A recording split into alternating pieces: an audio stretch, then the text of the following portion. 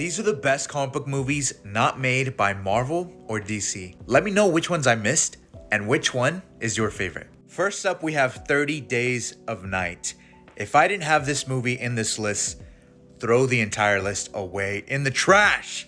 Because not only is this one of the greatest horror movies I have ever seen, it is one of my favorite comic book movies ever. Josh Hartnett starring in a vampire movie with some of the most brutal vampires I've experienced.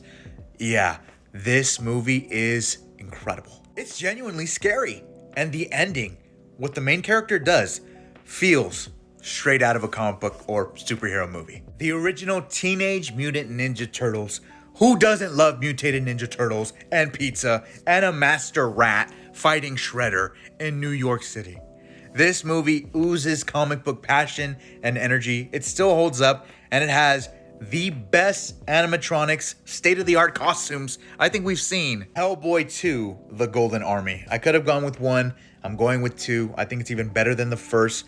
Guillermo del Toro's mind is mind-blowing. I love fantasy epics. I also love the villain, who I think is one of the most underrated villains in comic book movies, Prince Nuada. The soundtrack, the creature designs, The Golden Army is wicked. Next, we have Dread, starring Carl Urban. You know him from The Boys as Oi, Billy Butcher. In this movie, it takes place in a futuristic, violent society where the police have the authority to act as judge, jury, and executioner. And Carl Urban, without even removing his mask, embodies this character. It is awesome. If you love The Raid Redemption, this is basically that movie, but in this setting. It has a different tone, and it works on its own. It's amazing.